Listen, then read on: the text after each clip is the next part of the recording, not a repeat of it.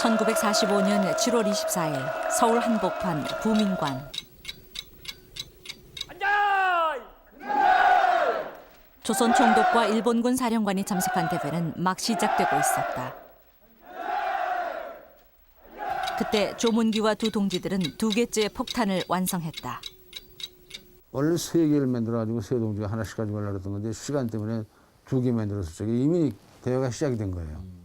근데 이 기사는 또 하나 더 만들려고 또 행사무사에 끝나고 나니까 안 되겠다. 그래서 두 개 만들어진 거 가지고 셋이 달려갔는데 가보니까는 헌병 경찰이 안팎으로 꽉 찬 거예요.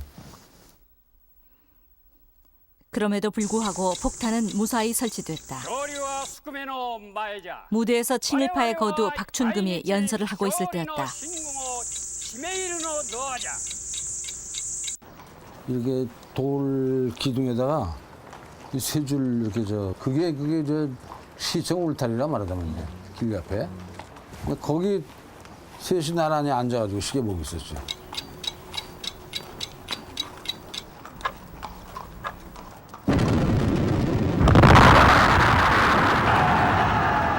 폭파 시간 정확히 9시 10분.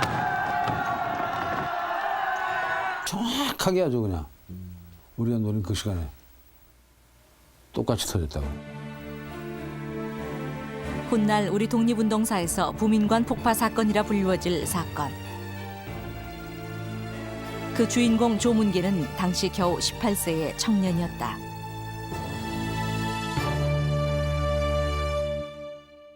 처음부터 끝까지 우리는 한우리 도왔다고 밤낮 생각을 하고 있어요.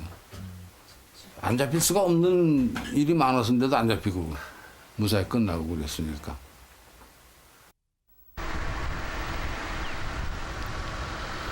그 무렵 호주 병사 빌 그레이는 수용소에 갇혀 있었다. Imperial Japanese Army. My dear mother, I am interned in Chosen, Korea War Prisoners Camp. I am in good health. I go out on working parties and receive pay. I wrote to you from Singapore in June. I'm allowed to receive letters and parcels. Reg Tuffin was killed in action. Remember me to Nancy and her family. Send my love to you all and Auntie Elsie and family. Bill. Yes. Camp. San Itchy. Ichi, that was your number. Yeah. Camp 331. 331. Yeah, That's the same number of your car. that's right. 1941년 7월 호주군에 입대한 빌 그레이는 이태 뒤 싱가포르 전선에서 일본군에게 붙잡혔다. 그는 싱가포르에서 조선 땅의 포로 수용소로 이송됐다.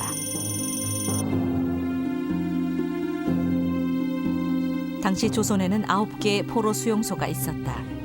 빌 그레이가 있었던 흥남 수용소에서 포로들은 하루 12시간씩 중노동에 동원됐다. There's a road down there that led into over here was the carbide factory. Carbon factory. Yeah, that is the front of the camp there actually. That's a wash house. Yeah. That is what they call it was for the hospital. Hospital. Yeah, that was a hell of a job. We were shoveling coal briquettes and burnt limestone into these furnaces that they were operating at 3,000 degrees Fahrenheit, and that was boiling, and a lot of blokes got sick.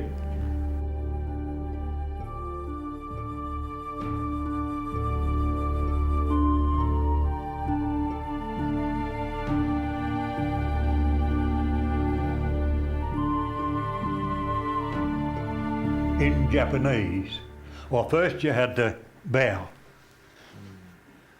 And they were a long time teaching us how to bow properly. We wouldn't be in it. But we did eventually bow. And then we had the number off Ichni Sanchi Gosuchi Hachiku. Japanese. Yeah, in Japanese. We had to learn that. You had to bow to a Japanese officer every time. If you didn't, you got your face slapped. Eh? Yeah. And some of them used to have to stand on a box to reach some of us.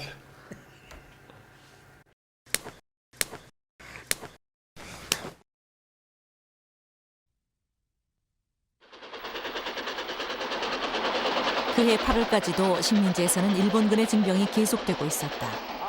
8월 9일에도 한 식민지 신병이 이병 열차에 몸을 실었다. 관동군 362 부대에 배속된 그의 이름은 이병주. 당시 그는 하루 종일 열차를 달려 저녁 무렵에야 부대에 도착했다. 부대는 소만 국경도시 하이라루에 주둔하고 있었다. 군복을 갈아입고 저녁을 먹고 군복을 갈아입고 있는데 전 소만 국경 일체에 걸쳐서 소련군이 일제히 침공에 들어오기 시작했어요. 소련군의 집중 포화 앞에 관동군은 속수무책이었다.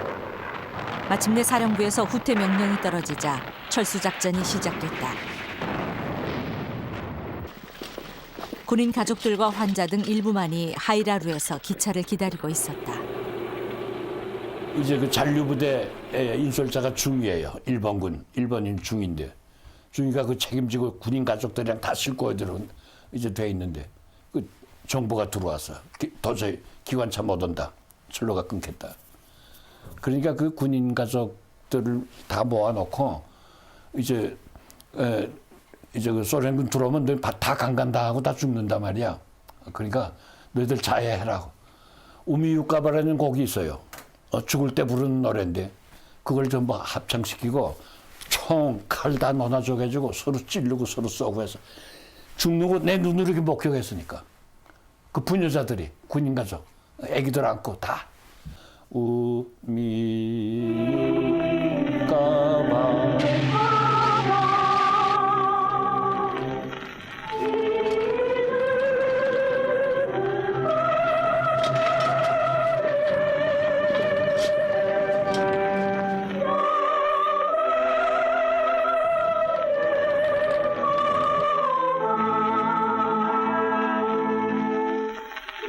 승승장구한다던 일본군. 그러나 입대 첫날에 이병주는 이미 일본 패전의 기미를 목격했던 것이다.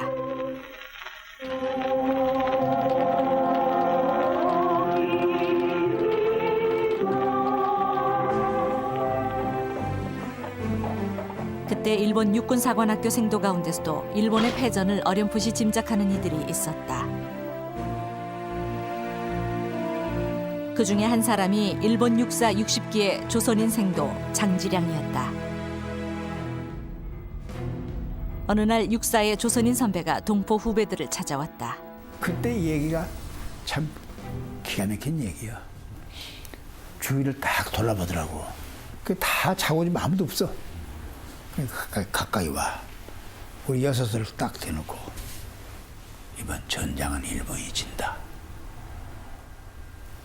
이건 청청패락 같은 소리거든. 우리 4월에 막 들어가자마자 그거 하니까 말이야. 깜짝 놀라잖여. 잘 들어. 이번 전장은 일본이 진다. 조선말로. 우리는 절대 죽어서는 안 돼. 우리는 절대 일본 천하이나 일본을 위해서 죽어서는 안 돼. 끝까지 살아남아야 돼. 그래야 일본의 침공을 우리 해봐야 돼. 우리 군대 만들어야 할 거 아니냐. 우리나라 찾아야 할 거 아니냐. 이런 얘기를 해줘.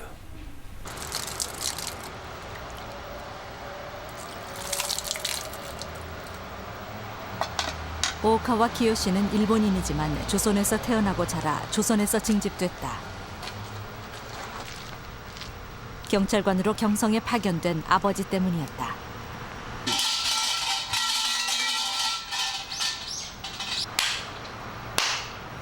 용산에 있는 부대에서 복무하던 신병 오오카와. 그는 막연히 일본이 전쟁에 질지도 모른다는 생각을 하고 있었다. 弾がね、まともやったら200発ぐらい持つようになったんです小銃隊、ね、それ15発ぐらいしかないんですよ配給が。そして銃の先に剣をつけるじゃないですか着剣ね、それの鞘が鉄の鞘じゃないですか金のね、それが竹で作った鞘なんですよ。中の刀着剣だけは本物だけど鞘は竹でこう作ってる。そのぐらいやっぱ物資がね足らなかったじゃないですか。でも弾は5発35 1回に5発入れるんですねあれ。3つしかないんですよ。15発しかない。これで戦争が始まるかなと。 그해 8월 그는 부평에 있었다. 중국인 포로들을 감시하는 것이 그의 임무였다.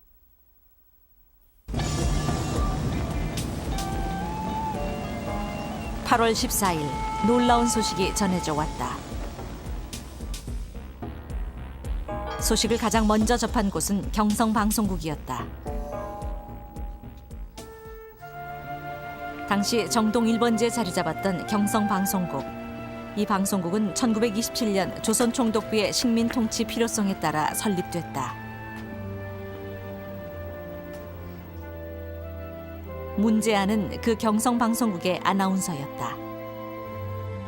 14일 날 가서 오후에 동맹통신에서 연락이 오기를 일본 천황이 항복한다는 그 방송을 내일 한다. 그러니까 그 원고를 곧 이제 발행하겠다 하는 전화로 연락이 왔어요. 그 가서 내가 가 있었지.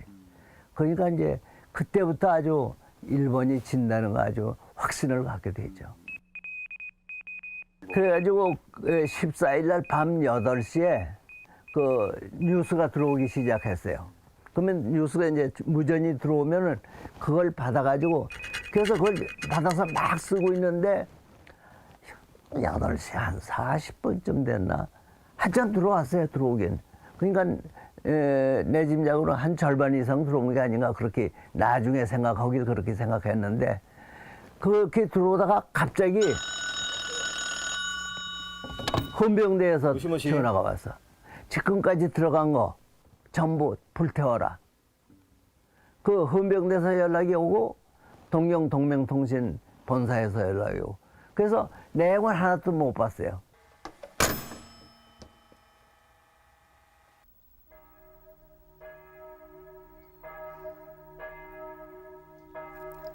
이튿날 8월 15일이 밝아왔다.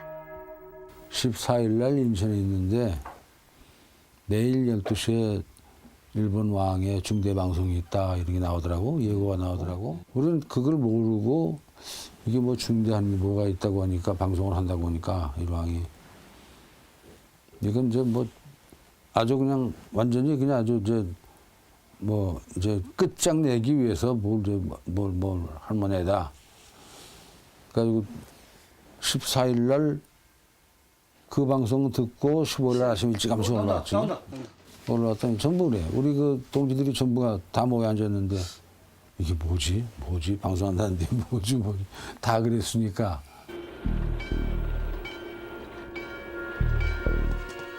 부대 배급반이었던 오카와 키요시는 그날 용산 본대로 보급품을 수령하러 갔다. それでそこで列車の時間があるからそのタバコ屋さんの日本人のうちですよ。タバコ一つお願い。はいどうぞ。で休もうということでね昼ちょっと前だった。そしたらなんか今日はそこのタバコ屋の奥さんがね大事な放送があるという話だからもうちょっと待たんですかって言われて。何かがある。はい。 일본 육사에서도 전생도 소집령이 떨어졌다. 그 심지어 가도 10시쯤 되니까 양복을 전부 제일 전부 갈아입고 대강당에 모여라 그래요. 대강당. 대강당이면 학생들하고 교관들하고 뭐 전부 모인 거거든. 그 한 2천여 명 모았을 거예요. 그 이제 큰 강당옥에 이만한 무슨 뭐 샌들을 놓고 그 위에다가 큰 라디오 그걸 딱 앉혀놓고 우리 다 앉아 모였어요. 다른 상에는 좀 교장이 쭉 있고 생도들은 각 중대별로 쭉 섰고 그랬어요. 그 12시가 이제 돼야 가는데.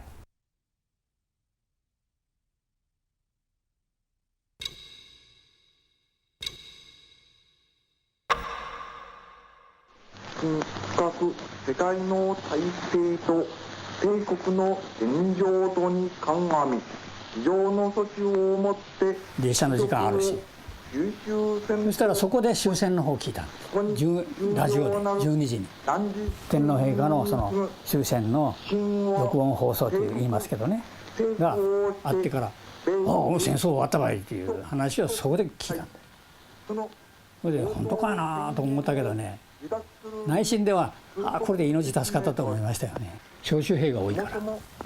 若手は何人かはね負けてからでね負けるはずがないとか言うてねいうのもおりましたけどね、ほとんどの人がもう召集兵の人がみんなこれで帰れると、むしろ逆に大っぴらには言われんけどももう表情で分かってたですね。喜びよったですよ、みんな助かった言うて。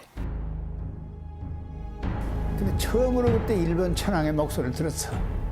그게 무슨 놈 소리인지 모르겠더라고. 하여튼 뭐 어쩌고 하는데 말이지. 그래서 한 5분쯤 됐어요. 그래도 그 내용을 확실히 몰랐어. 그런데 앞에 서 있던 구대장들, 그때 내 기억이 좀 4사람. 4사람이 일본들을 빼들고 말이야. 지금 강단국으로 쫓아 올라가. 그저 강단국에 저기 라디오 거시기 있는 데로 가더니 말이야 라디오를 막 들이치는 거야. 일본도로 말이야. 4사람이 켜들어 말이야. 막 쳤는데 그게 쉽게 깨지나 그게.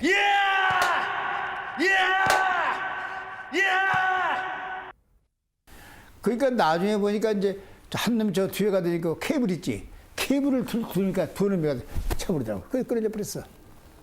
그래서 라디오는 그걸로 끝난 거야. 그러고 나니까 이제 뭐 학생들 뭐 수천 명이 말이야 울고 막 치고 막 치고 뭐 어쩌고 야단이지. 근데 우리는 뭐야? 2,000몇 명이 울고 바닥을 치고 막 끌고 뭐 야단하니까 완전히 이건 지역이야, 지역. 수라장이야. 근데 우리는 어떻게 해? 우리는 좋다고 만세를 불 거예요? 뭘 거예요? 그렇잖아요. 우리도 이제 우는 시작을 하지. 오면서 쭉 보고, 그때 그걸 찍어놨더라면 이건 꼴불견이야. 우리는 이제 알고 있었으니까 이미. 포로 수용소에서는 그때까지 무슨 일이 일어났는지 모르고 있었다. We knew something was wrong because we were taken off the furnaces. And we asked them why, and they said the furnaces are broken down. But we said, oh, well, that's funny because we've always repaired the furnaces when they were broken down because we used to, under their supervision. So it wasn't a very good one.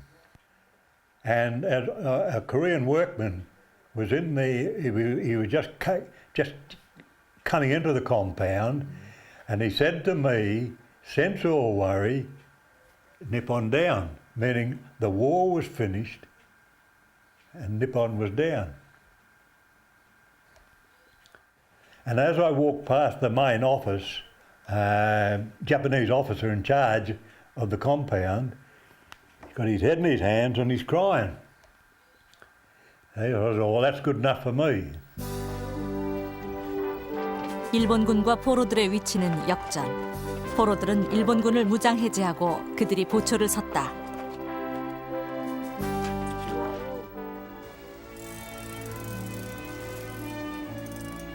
순사부장 홍순복은 전날 외근을 했다. 관내 한 마을에서 경방단 합동훈련을 하고 그 마을에서 잤던 것이다. 그날 아침 그는 무심히 페달을 밟아 그의 직장인 이천군 신갈주재소를 향하고 있었다.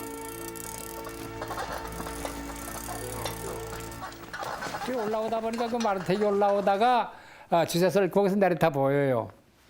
주사를 내렸다 보니까 주재소 앞마당에 그냥 모닥불이 펄펄 펴져. 너 미쳤냐 웬일이냐 이게. 그랬더니 야 저놈이 특명이다 이게야. 서장 특명이라는 거야. 왜 그러냐 하니까 전쟁이戦争 終わりました. 전쟁이 끝났습니다. 그런 정도야. 다른 뭐 얘기도 없고. 그 이제 서장님한테 전화 걸라고 그랬답니다. 그 나보고 얘기야. 그래서 내가 그 자리에서 서장한테 전화를 걸었죠. 서장한테 전화를 걸었더니 그 어딜 갔었느냐 그래서 경방단들하고 같이 훈련하고 돌아오는 길이라고. 야 그동안 그래서 참 고쿠로 사마드시다. 수고했다. 그동안 오세환이 날이 마시다. 또 신세도 많이 졌다. 그리고戦争は 終わりました. 그런 정도야. 전쟁은 다 끝났다. 그래서 그 처음 듣는 얘기지. 일본의 패망은 일제치하 공직에 있던 사람들에게는 더욱 충격적인 것이었다. 이항령은 당시 창녕 군수였다. 그때까지 그달의 공출량과 씨름을 하고 있던 그는 군청에서 천황의 항복 방송을 들었다. 한편으로는 한국 그 직원들이 환성을 피고 좀 우리가 독립됐다 좋아하고 또 한편으로는 이제 일본이 망했으니까 우리 이때 시대에 일본에 붙어 있던 사람들은 이거 교육이 됐구나. 이거 민족에 말하자면 큰 교육이 됐구나. 이런 그 부끄러움 그것까지도 말하자면은 그런 감정이 이제 그 부수적으로 생기게 됐죠. 한쪽은 기쁘면서 한쪽은 부끄럽다 이런 생각이. 근데 우리는 그날이 굉장히 좀 심각했어요.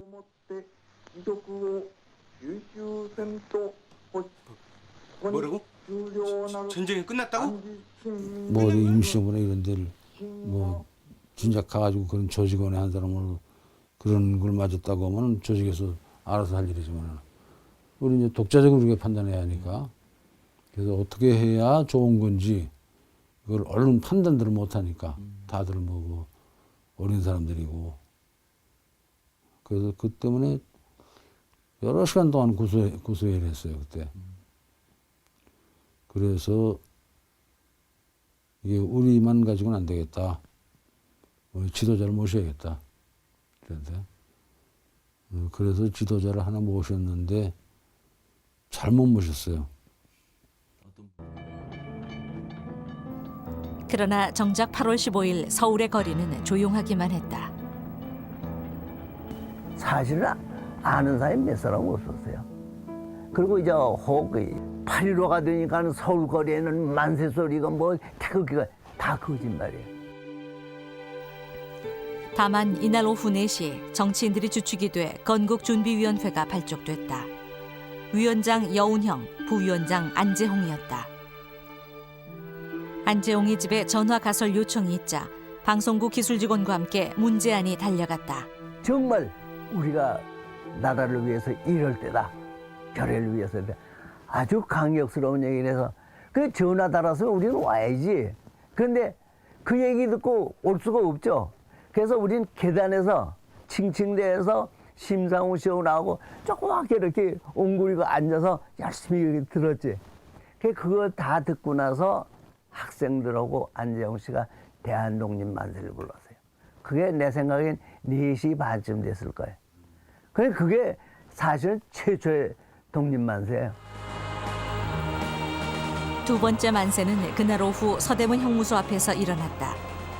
해가 뉘엿뉘엿 떨어질 무렵이었다. 서대문 형무소 구치감에 있던 사상범들이 풀려난 것이다. 전국의 형무소가 이날부터 죄수들을 석방하기 시작했다. 형무소 앞은 감격의 도가니로 변했다. 그렇지 감격의 도가니지. 만세 부르고 그 서대문 앞에 양쪽 쫙 줄어섰다고 사람들이. 그 당시 그 촛불 들고 나오던 그 광경이 지금도 눈에 선해. 그러니까 뭐 가족들이 다 나왔잖아요 모두. 그러니까 뭐 만세 부르고 껴안고 야 그러나 뭐 굉장했지 그 광경은. 다음 날 오전 11시 휘문중학교에서 여운형은 해방 후 첫 대중연설을 했다. 이제 우리 민족은 진실로 새 역사의 일보를 내딛게 됐습니다. 라고.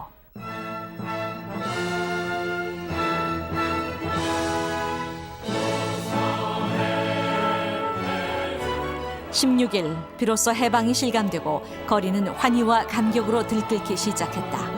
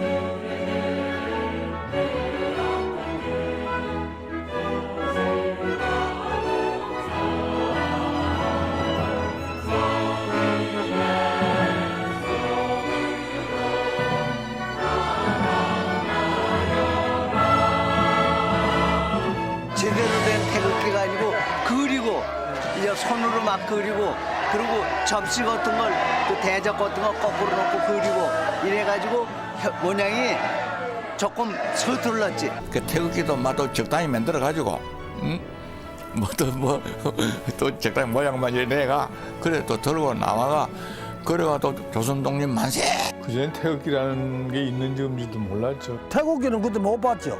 우리들은 못 봤어요. 일본 사람은 그런 거 태극기를 갖고 가르쳐 주나 안 가르쳐 주거든. 일본기 그 빨간 거 그거만 알지. 다른 건. 일본의 일장기를 이렇게 그 파랗게 저희 뺑기다가 이렇게 파랗게 반만 칠하고 이 저 무엇이는 그리지도 못하고 옛날 부채를 꺼내와요. 부채에 태극 마크가 있으니까 그걸 가지고 엉터리로 그렸지. 태극기를 무슨 뭐 그릴 수가 없었는데 물감 장사가 돈이 나고 그랬다고.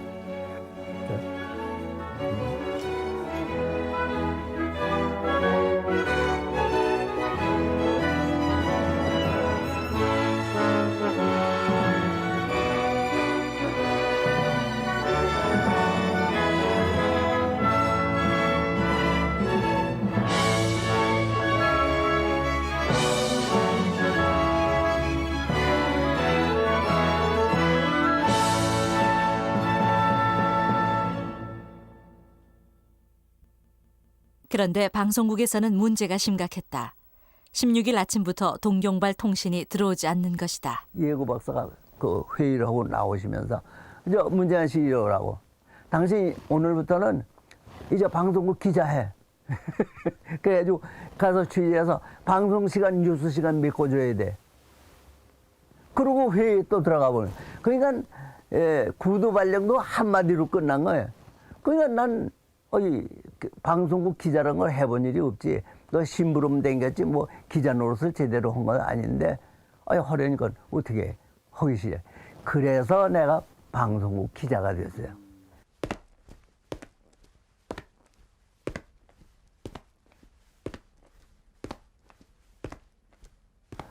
8시쯤인가 제4 스튜디오로 내가 기억을 하는데 방송국 직원들이 다 모였어. 그래가지고 누군가가 피아노를 치고 그래가지고 반주를 해줘서 구제 애국가 그 노래를 제창을 했어요. 근데 물론 음악적으로는 그건 엉망이었겠지. 뭐 훈련도 저는 안 받고 나 같은 음치도 막 들어가서 떠들고 이랬으니까는 그 음악적으로는 물론 시원치 않았을 거예요. 그 안에서 우리가 애국가를 불렀어요. 그게 최초였어요. 방송국에서는. 동해물과 백두산이 마르고 닳도록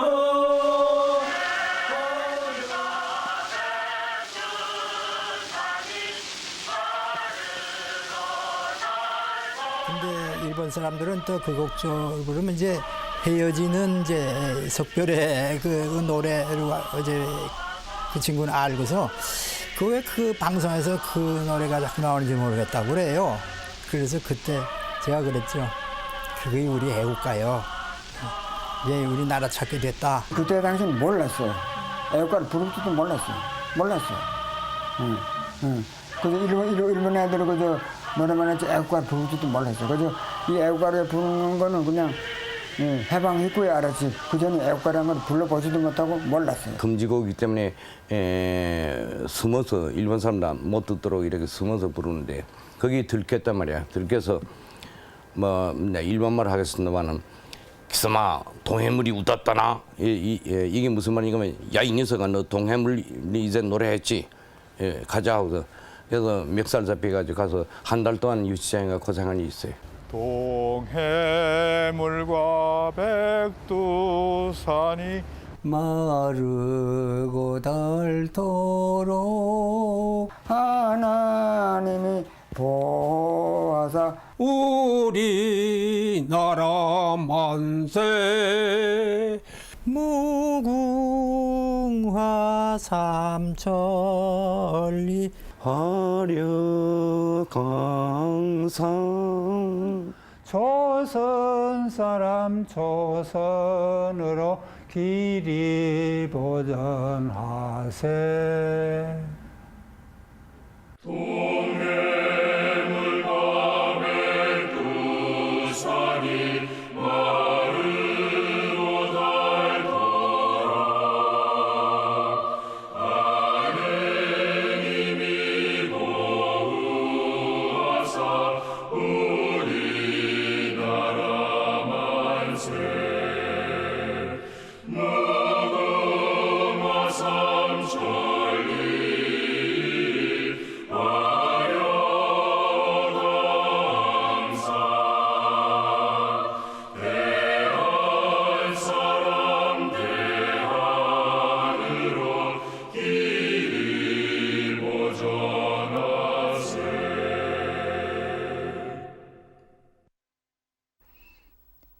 그러나 그들이 부른 최초의 애국가는 끝내 방송 허가를 얻지 못했다.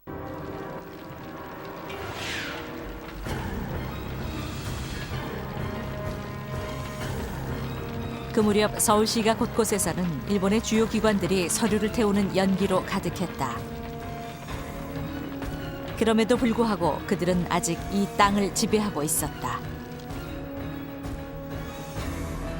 그러니까 기자라고 처음 기자 이제 16일부터 이게 이튿날째 아니에요. 내가 이제 정말 기자 생활을 해왔다, 기자 활동을 해왔다고 신이 나서 이제 나갔는데 갔다 오니까는 일본군 내가 쫙 걸렸어요. 방송국은 지금 이 시간부터 일본군이 점령했다. 점령한 데 주민은 포로나 마찬가지의 대우를 받는 게 통상적이다. 그래 놓고는 장총에 대검을 다 찔러가지고 꽂아가지고 이 보도과 사무실, 경리과 사무실까지 다 물론 스튜디오는 물론이고 그래가지고 총칼을 들고 군인이 서 있는 거예요.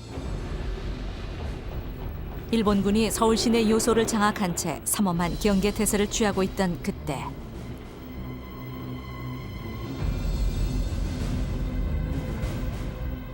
국내에서는 며칠 사이 건국준비위원회 중앙조직이 완료되고 수많은 단체들이 우후죽순 생겨나고 있었다.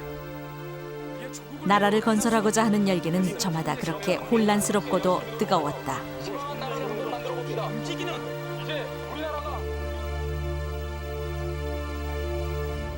조문기와 동지들이 새로 모신 지도자는 교회 목사였다. 그는 그 자리를 맡자마자 상동교회라는 큰 교회당을 접수해 청년들을 모집해드렸다. 대한애국청년당이라는 이름도 새로 내걸었다. 폭탄 사건 한 사람들이 여기 이제 주동 역할을 하고 있다. 여기 핵심 멤버들이다 이렇게 되니까는 사람들이 막 그냥 뭐 우리 또래 되는 그 청년들이 많이 들어왔어요. 그래가지고 한 200명 됐던 것 같아요. 거기서 밥들 그냥 카드랑 섞다 밥 해가지고 그 같이들 먹고 자고 그랬다고. 그러나 독립운동을 했던 조문기는 오히려 아무 일도 못하고 있었다. 지도자인 조 목사가 그와 두 동지의 외부 출입을 막았기 때문이었다. 이 양반이 우리가 지도자라고 생각할 정도로 우리보다 앞선 양반이니까 그 양반한테 모든 걸 다 위임을 하고 그 양반만 쳐다보고 있는 도대체 거예요. 언제까지 여기 처박혀 있으라는 거야? 이 우리 함구령을 내리는 거예요. 또 저기 부민간 폭탄 사건 한 거 얘기하지 말아라. 우리를 위해서 자기가 좋은 큰 일을 준비할 테니까 거기 방해가 되면 안 되니까는 일체 얘기하지 말아라. 그건 그런가 보다 하고 그냥 딱 그냥 벙하고 말을 안 하고 있는 거예요. 그게 자그마치 3개월이 걸린 거예요. 그리고 그 양반이 나가가지고 이제 내 부하들이 다 한 거다. 내가 지시해가지고 한 거다. 이런 식으로 하게 되겠다고? 수많은 정치 집회들이 열리고 나라를 위해 뭔가 했노라는 사람들도 부지기수이던 시절. 부민관 폭파 사건을 자신들이 했다고 나서는 이들도 한둘이 아니었다. 뭐 그 밖에도 몇 사람 내가 그걸 들었어요. 뭐라고? 그거 했다고 부민관 폭탄 사건은 우리가 했다. 내가 했다. 그러고 다니는 사람이 있다. 그래서 한 사람은 만났고 나머지 사람은 못 만났고 만나가지고 뭐 싹싹 빌고 갔는데 이항령은 몇 달 전 이미 사표를 제출해 놓은 상태. 행정 처리가 안 된 상태에서 여전히 총독부 관리였던 그는 고민이 많았다.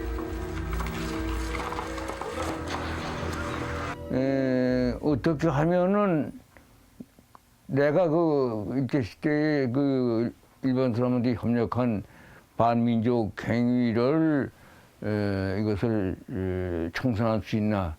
어떻게 나의 잘못을 뉘우치고 참여하고 새로운 출발할 수 있나? 그 생각이 떠올라요. 그 생각이 떠올라서 저는 해방 후에는 다시는 세상에 나오지 않겠다. 그냥 시골의 은돈에서 그냥 살겠다. 이제 그런 생각을 하고 일생을 거지하고 살겠다. 그래서 이 한국 사람 군청 직원들 만나서 그렇게 한국 사람들이 우리는 어떻게 해야 되겠느냐 이렇게 이제 생각하길래 제 생각을 얘기했죠. 저는 일제 여기 있는 일제 관리하던 사람은 생활에 한 수단으로서 할 수 없이 한 사람도 많지만 또 그렇지 않고 그것도 일종의 출세의 수단으로 하는 사람도 많은데 여하간에 일본의 정부에 협력한 거 그 자체는 민족적으로 죄가 되니까 첫째 우리가 잘못했다고 반성을 해야 하고 그 다음에는 우리가 새로 태어나야 한다.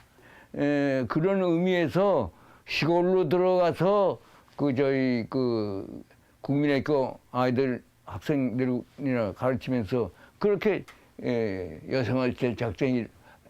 나 이렇게 얘기를 했단 말이야. 그랬더니 그 뒤에 상영군청의 한국 직원들이 거지만 다 교직원이 됐어요. 거지만 다.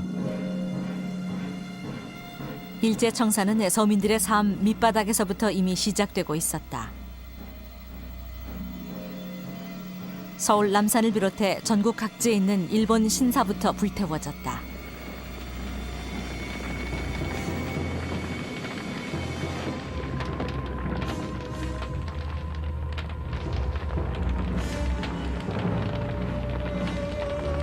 신사는 어딘지 다 태웠어요. 그건 뭐 누가 가서 불태운다는 얘기도 없이 가서 그냥 불태운 거지. 이건 누가 뭐 의도적으로 계획적으로 야 우리 그거 하자 뭐 이게 아니라 자동적으로 그래 가서 신사부터 불태웠어요. 친일파에 대한 처단 또한 자연 발생적으로 이루어졌다.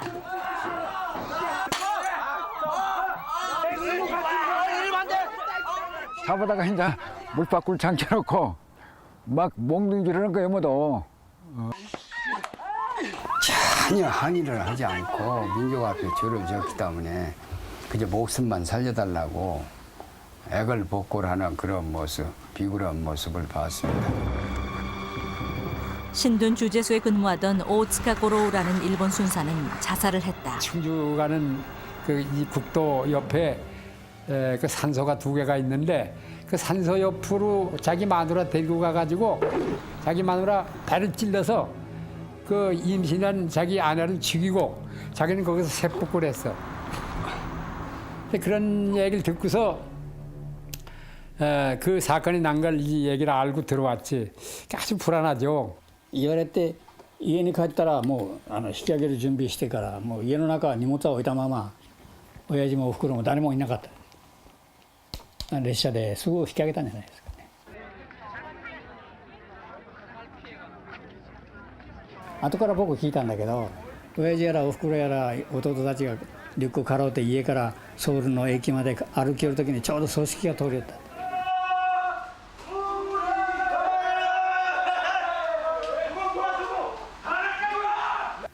そしたら土下座して頭下げれって言われて親父もおふくろもこうして道に座ってその葬式の人にね日本人に殺されたと色飲みがしてポンとやられたってそれぐらいでそれ以上のことはされなかった。 장지량은 조선인이었으나 더 심각한 위협에 봉착해 있었다. 육사 후배 한 사람이 목숨을 잃었다. 같은 구대에 있던 사람인데 이 얘기를 해주더래. 그 친구 어저께 죽었다. 그래 깜짝 놀랐지. 왜 죽었냐? 이제 김재건이야 그 사람이. 그 사람이 조금 경솔한 면이 있다고. 금리 받고 말이야 아주 맹나고 그러지만은 말도 하고 그런 사람이었어. 우리 조금만. 좋아가지고 대한독립 만세! 대한독립 만세! 야 우리 이제 독립한다 하고 말이야 막 까불었던 모양이라. 그러니 일본 사람들은 이제 죽어가지고 막 우리는 이제 죽었다 언제 죽을지 모른다 항복이다 하고 있는데 한 놈이 나서서 막 우리를 우리는 살았다 우리 독립한다 따지고 그거 되겠어 그게? 자기 구대장이 와가지고 권총 쏴 죽여버렸어요. 그 자리에서. 자기 부대장이.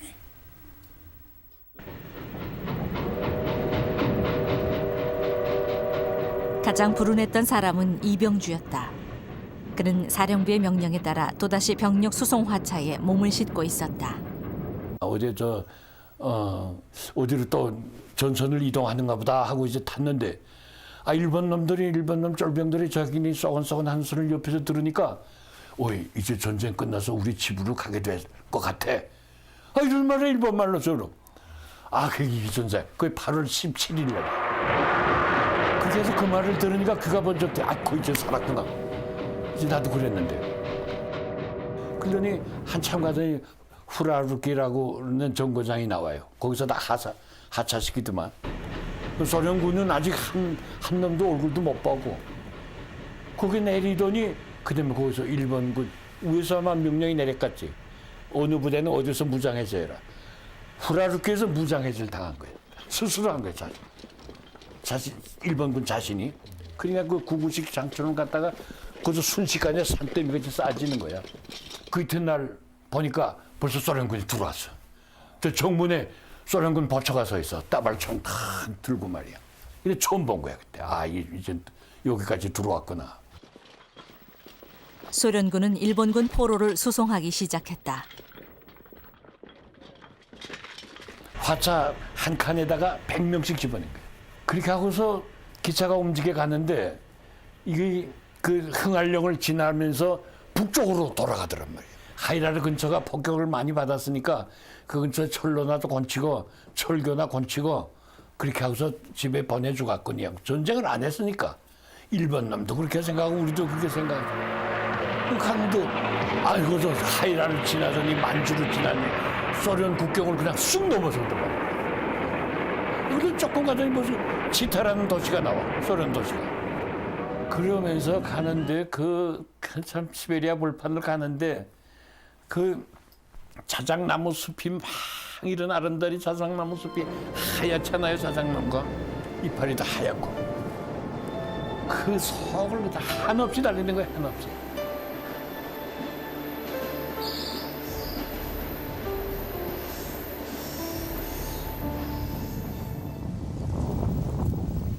팔 8월이 가고 9월이 왔다. 그러나 조선은 아직도 일본의 통치하에 있었다.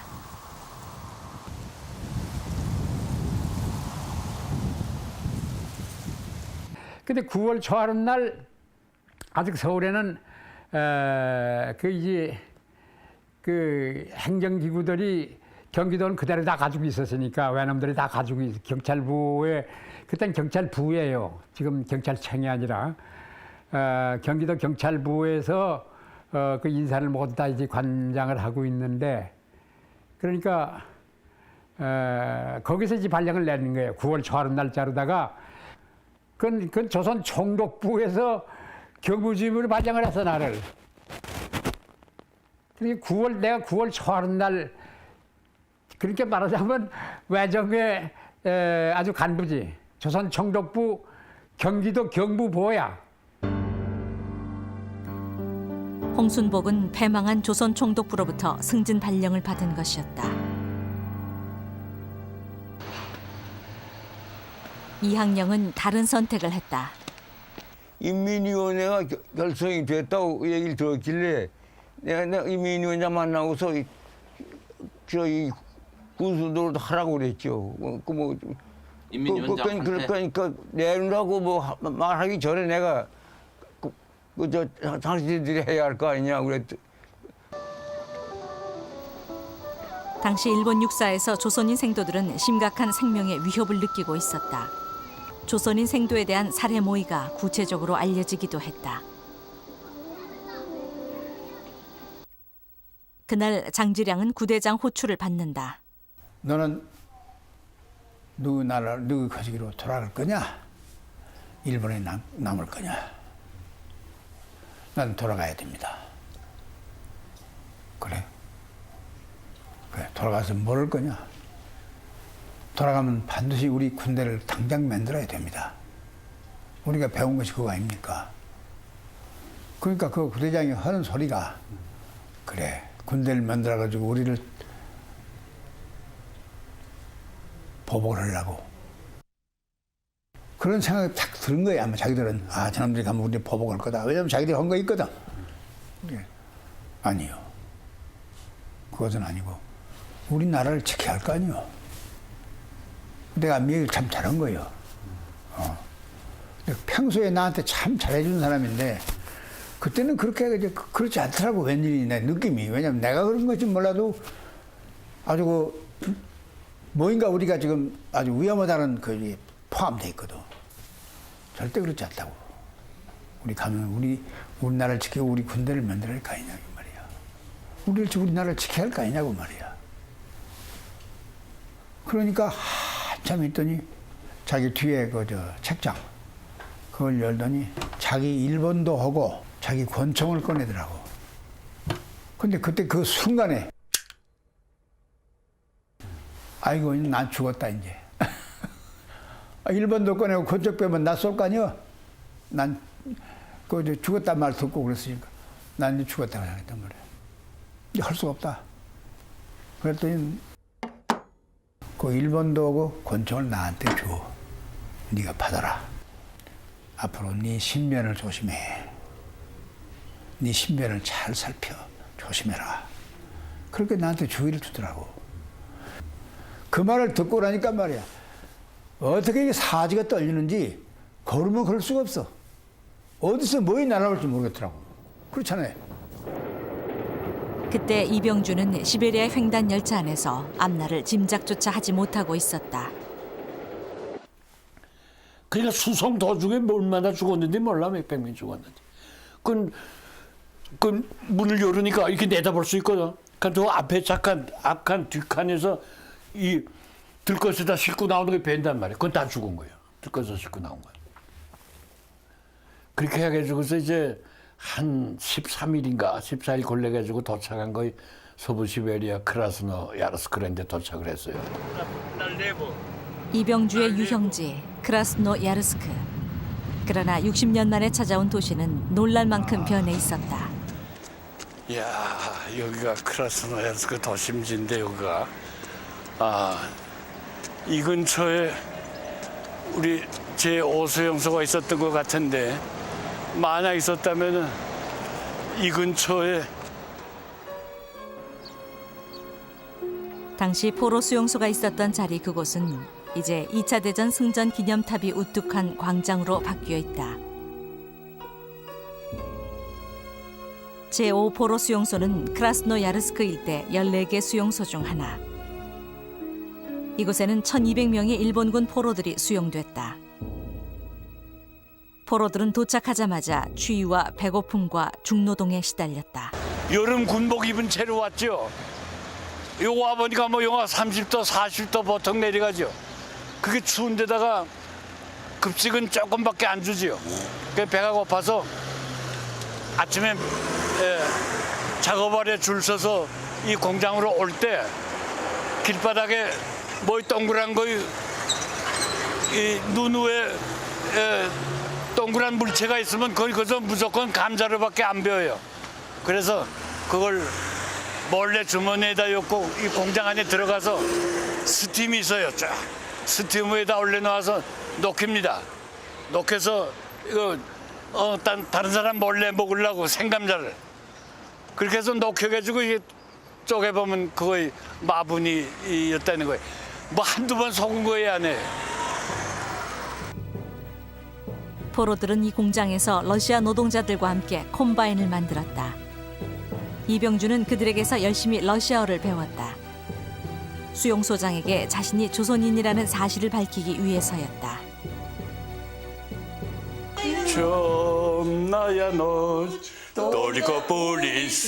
그때 배운 노래 캄캄한 밤. 그 슬픈 노래는 당시 그들 조선인 포로들의 심정 그대로였다.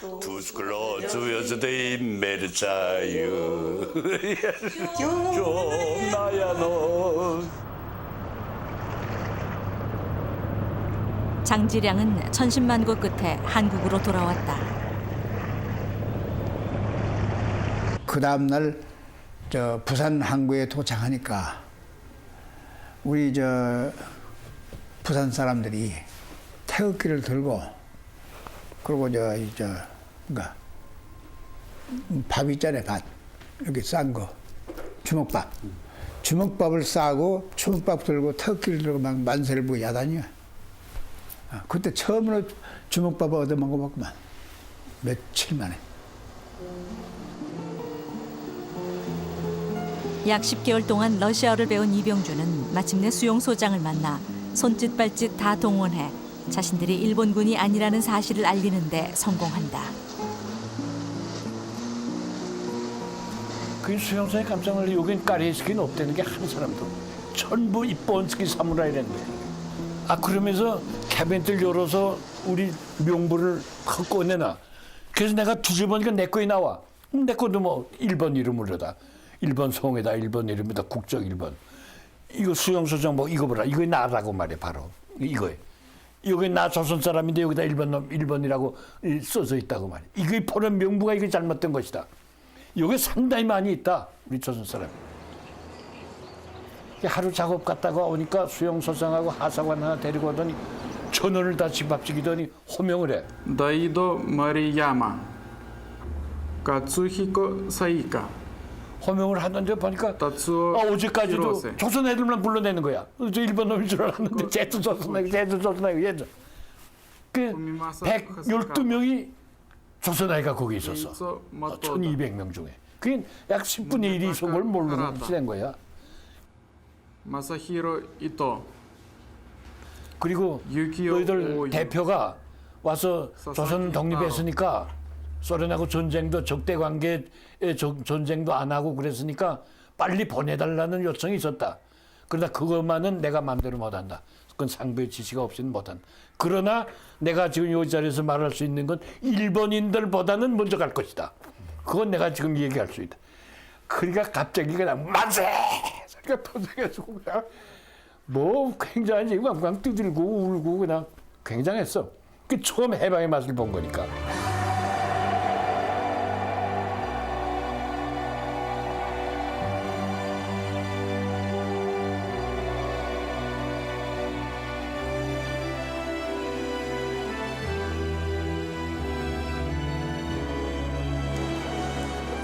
바로 이 자리입니다. 우리 조선인 중대 바라크만 요게 별도로 있었어요. 제일 새로 짓고 깨끗하고 바라크가 어떻게 섰나 하면은 이쪽 방향으로 이렇게 서 있었어요. 이렇게 쭉 서 있었어요. 그런데 우리 바라크니까 조선인 중대 바라크니까 태극기를 고려해갔단 말이야. 조선인 중대 표지. 그래서 종회를 내놓고 모조지를 내놓고 그리려고 하니까 가운데 있는 태극밖에 생각이 안 나. 빨간 거하고 파란 거. 옆에 있는 짝대기를 아는 사람은 112명 중에 한 명도 없어요. 여기는 본 일이 없습니다.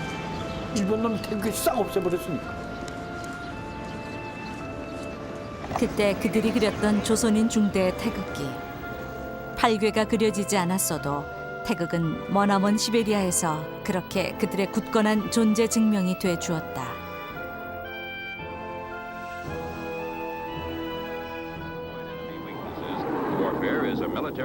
9월 초 한반도에는 미군의 진주가 예고되고 있었다. 그것은 불안과 기대가 교차하는 시간이었다.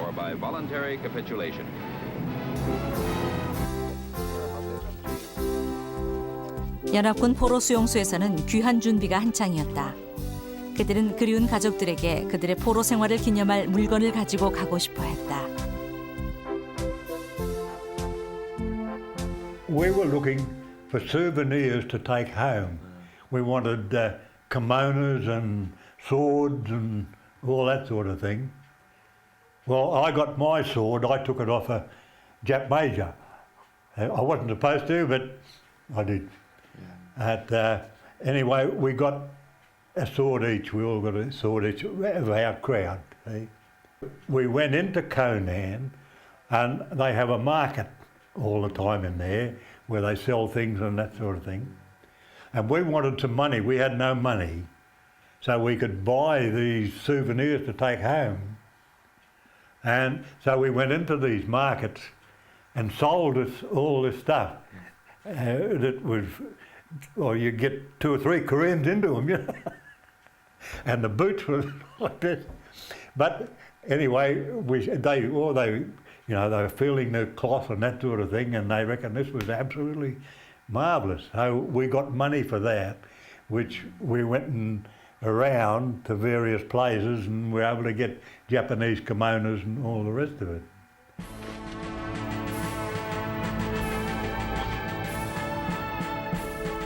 오카와 기요시는 포로 수용소에 수용되지 않았다.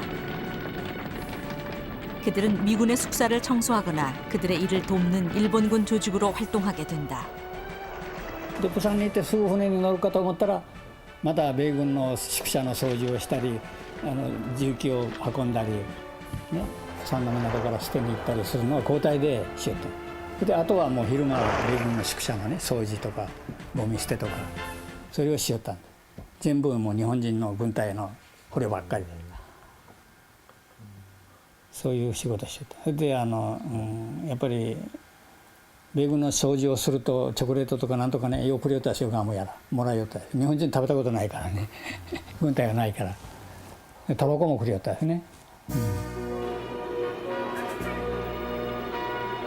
한국인들은 미지의 그 해방군 미군을 기다리고 있었다. 그러나 새로운 시대를 앞둔 그들 각자의 입장은 모두 달랐다.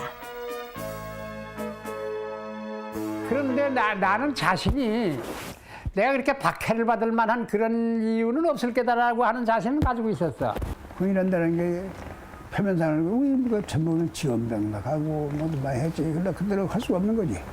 자간 이렇게 우리 민족이 독립을 했으니까 일본의 앞잡이 된 사람에 대해서 국가로서 아마 그냥 있지는 않을 게다. 무슨 여기에 대한 무슨 처벌이 있을 것이라 생각을 했죠. 생각했지만 완전히 우리 세상 돼가지고 신입받으면 우리한테 이제 전부 혼날 것이다. 천부가 서리를 맞을 것이다. 다 잡아 죽여야 한다 생각을 했지. 난 당당히 얘기해. 친일 물론 그 일본 치하에 있었으니까 일본 사람의 명령에 쫓아 움직인 건 사실이지만 민족을 위해서 해쳤다든가 그런 일은 절대 없다. 오히려 민족을 어떻게 하든지 보호해주고 그 사람들이 단합해서 어떻게 하면 그 참 평화스럽게 이걸 잘 유지해 나갈까 하는 걸 걱정을 했을 따름이지. 그걸 그 일본 놈들하고 같이 새겨가지고서 그남 이 민족 반역자니까 저럼 잡아야 된다고 하는 그런 일도 하지도 못하고 또 감히 그런 생각을 할 수도 없어.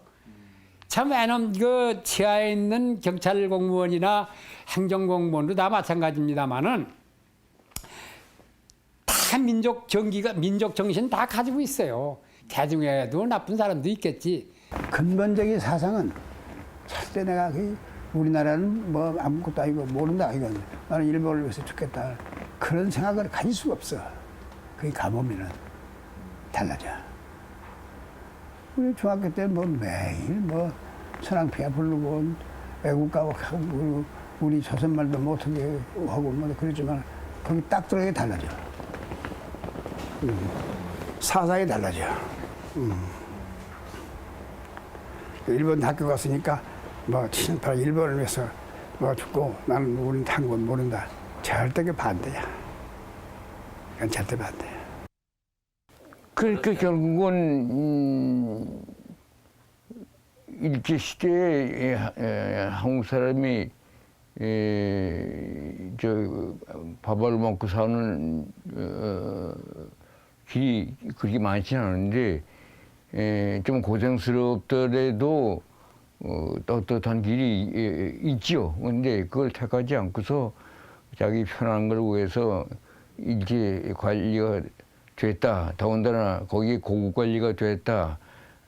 그러면 그거 친일한 것이 아니고 단순히 자기 먹고 살기 위해서 했다. 그런 것은 그런 정도를 넘게 되니까 그 친일이라 말 안 할 수 없죠. 그냥 그대로 그냥 뭐 석방시켜야 할 사람도 있을 거고 몇 년 살려야 할 사람도 있을 거고 처형해야 할 사람도 있을 거고 그냥 막 그 뭐 계층별로 나누어 가지고 해야 하는 거지만은 근본적으로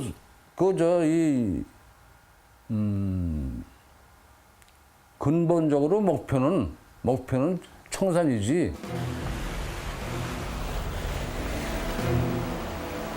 (9월 8일) 마침내 하지 중장이 이끄는 미 24군단 병력이 인천에 상륙했다. 그리고 미 군정시대를 여는 포고문 1호가 발령된다. 정부, 공공단체, 공공사업 종사자 모두가 일제시대의 자리에 그대로 머무를 것을 명하는 것이었다.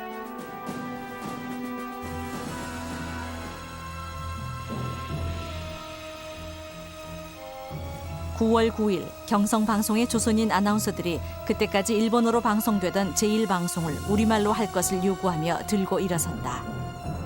그러나 일본인 상사는 완강했다. 상부의 지시 없이 그럴 수는 없다는 것이었다. 한 3분 지나 3분이면 이제 동경에서 이제 15가 들어올 판이에요. 그래도 안 오는 거예요. 그러니까 근데 그 이덕건 씨라는 사람이 아주 그 온화하고 선비입니다. 아주 부드럽고 이런 사람인데 그 사람이 벌쩍 일어나더니 일본말로 이쯤마대 간버릇 좀 오리까 너 인마 언제까지 버틸 거야 인마. 그렇게 얌전하던 사람이 큰 목소리로 방송부장 보고 반말로 이쯤마대 간버릇 좀 오리까 다 하대. 그러니까는 방송부장 그 무다 얼굴 빛깔이 달라져. 그런데 동경에서 땡 하고 다시 15가 들어오는 거예요. 그래서 야 꺼버려. 내가 그랬어 이걸. 근데 전용국에 가서 그 스위치를 제치면 동경 중계방송이 끊어지거든. 다 끊고 윤영로가 이제 제5 스튜디오에 가서 이제부터 제1 50km 왔던 한국방송 온다고 말해. 그리고 방송을 시작해. 지금부터 경성방송 제1방송은 우리말로 방송되겠습니다. 1945년 9월 9일 오후 5시 또 하나의 역사가 시작됐다.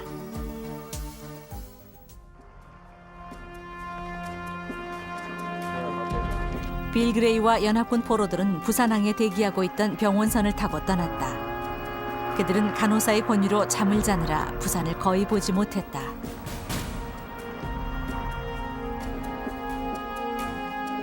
오카와 키요시는 일본군 잔류병력 2,300명과 함께 1,500톤의 유조선을 타고 이 땅을 떠났다.